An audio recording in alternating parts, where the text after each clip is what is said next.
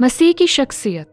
सही मानों में मसीह बनने के लिए हमें यीशु मसीह पर ईमान रखना है कि वो कौन है और उसने अपनी ज़िंदगी, मौत, जी उठने और आसमान पर उठाए जाने के ज़रिए हमारे लिए क्या कुछ किया है। मैं ज़िक्रिया अमीर हूँ। यीशु मसीह में आपकी सलामती हो। इब्रानियों का मुसन्निफ वाकई फौरी तौर पर इस असूल की बुनियाद से निबटता है, यीशु मसीह की शख्सियत। हम नहीं जानते कि इब्रानियों का मुसन्निफ कौन है, लेकिन हम यकीन कर सकते हैं कि वो रूहुल कुद्स के वसीले बोल रहा था और वो चाहता है कि हम जान लें कि यीशु मसीह वाकई कौन है। तो सीधे इस हवाले पर जाते हैं जो इब्रानियों के नाम खत के पहले बाब की पहली आयत से शुरू होता है। हमारे पास एक ताकतवर पैराग्राफ है। अगले ज़माना में खुदा ने बाप दादा से हिस्सा ब हिस्सा और तरह ब तरह नबियों की मार्फत कलाम करके, और यकीनन वो पुराने अहदनामे के अंबिया का हवाला दे रहा है। खुदा के अजीम मर्द जिन्होंने कलाम किया वो पहले बोले, फिर उसको तहरीर किया। यसाया नबी और यर्मिया नबी और हिजकियेल और दानियेल नबी जैसे मर्द शामिल हैं। हम उनको अंबियाए अकबर कहते हैं और फिर अंबियाए असगर हैं। उन्होंने भी पहले कलाम किया और फिर उसे तहरीर किया। और हम उन्हें अंबियाए असगर कहते हैं इसलिए नहीं कि वो कम हैं, बल्कि इसलिए कि उनका अरसा नबूवत थोड़ा है। पुराने अहदनामे की अंबिया की लिखी हुई होसिया और योएल और आमूस और अब्दिया नबी जैसी किताबें शामिल हैं।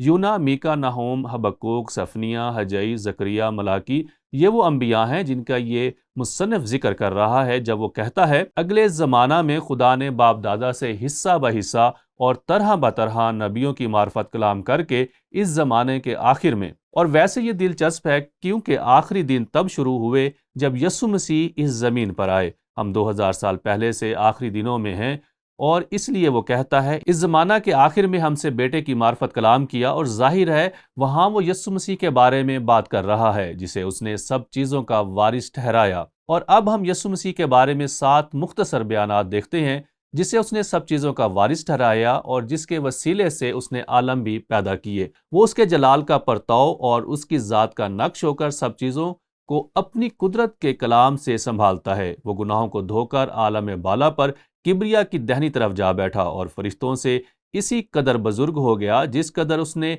मिरास में उनसे अफजल नाम पाया। यीशु मसीह में खुदावंद के प्यारो, मैंने कहा कि ये एक बहुत ताकतवर पैराग्राफ है। अब हम थोड़ा करीब से देखना चाहते हैं और हकीकत में इन 7 बयानात की तस्दीक कलाम पाक के दूसरे हवाला जात से करना चाहते हैं। इन 7 मुख्तसर बयानात से मुताल्लिक कलाम के दूसरे हिस्सों में तफसील मौजूद है, तो आइए एक नज़र उन पर डालते हैं। नंबर 1, खुदा ने अपने बेटे को सब चीज़ों का वारिस ठहराया। और जब पौलुस रसूल ने कुलसियों को लिखा तो गौर करें कि उसने क्या कहा, क्योंकि उसी में सब चीज़ें पैदा की गईं, आसमान की हों या ज़मीन की, देखी हों या अनदेखी, तख्त हों या रियासतें, हुकूमतें या इख्तियारात, सब चीज़ें उसी के वसीले से, और गौर करें वो कहता है उसी के वास्ते पैदा हुई। इसके लिए खुदा ने अपने बेटे को हर चीज़ का वारिस ठहराया।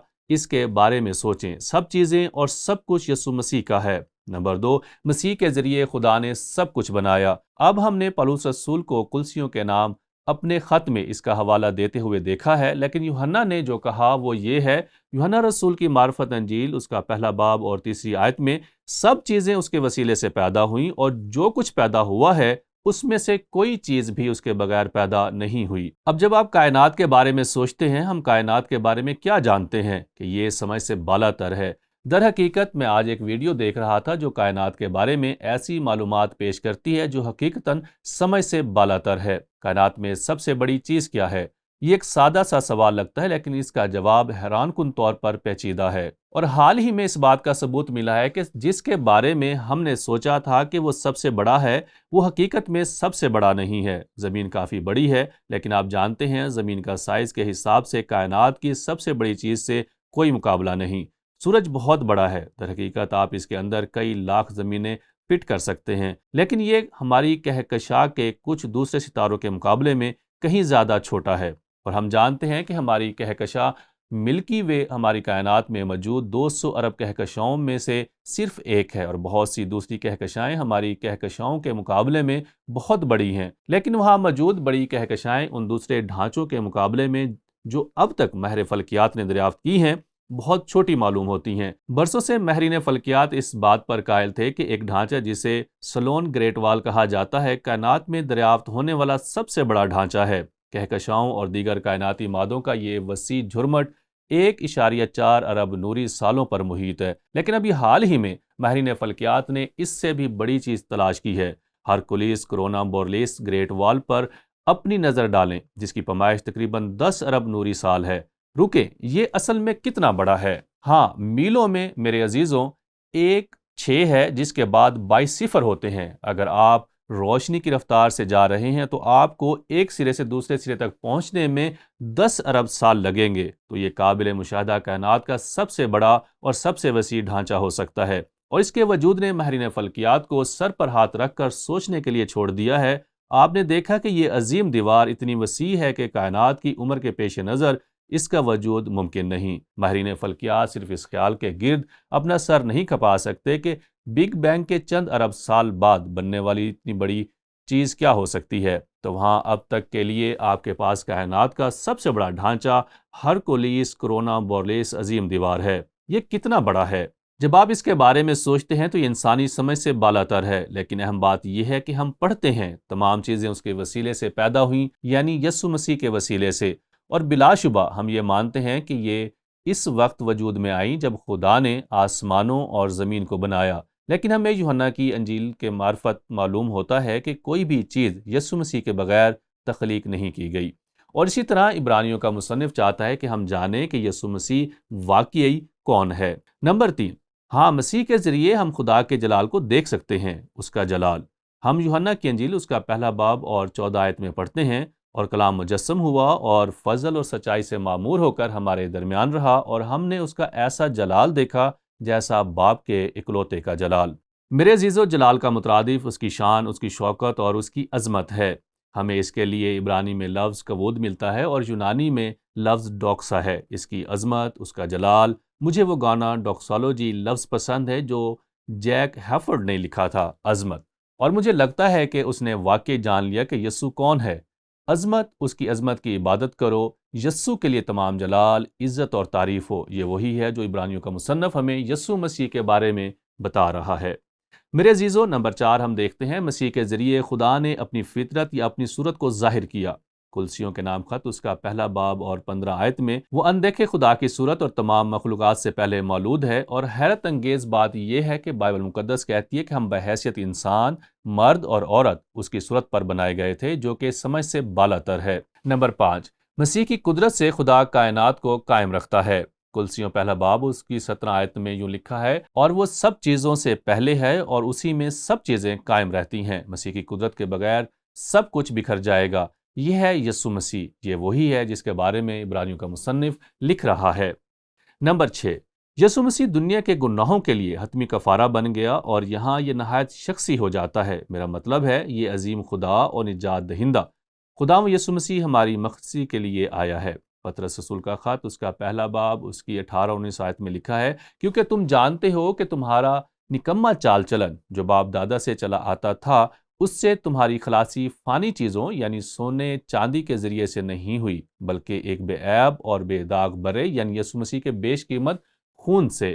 خداوند کے پیاروں کے یہ دلچسپ نہیں کہ ہم کلام پاک سے جانتے ہیں کہ خون بہائے بغیر معافی نہیں، اور یسوع مسیح جہان کے گناہوں کو دور کرنے کے لیے خدا کا برا بن گیا۔ یہ وہ عظیم خدا ہے جس نے کائنات کو بنایا۔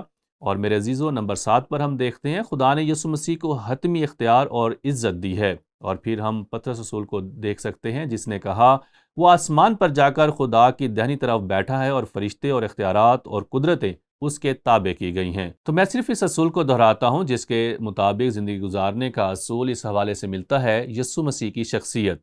صحیح معنوں میں مسیح بننے کے لیے ہمیں یسوع مسیح پر ایمان رکھنا ہے کہ وہ کون ہے، اور اس نے اپنی زندگی، اپنی موت، اپنے جی اٹھنے اور اپنے آسمان پر اٹھائے جانے کے ذریعے ہمارے لیے کیا کچھ کیا ہے۔ میرے عزیزو، آپ نے دیکھا کہ یہودی برادری میں ایک مسئلہ تھا جسے وہ خاص طور پر حل کرنے والا ہے، اور وہ یہ ہے کہ انہیں سکھایا گیا تھا کہ فرشتے واقعی سب سے بڑے ہیں، حتیٰ کہ یسوع مسیح سے بھی، اور اس طرح عبرانیوں کا مصنف اس خاص صورتحال کو حل کرنے جا رہا ہے۔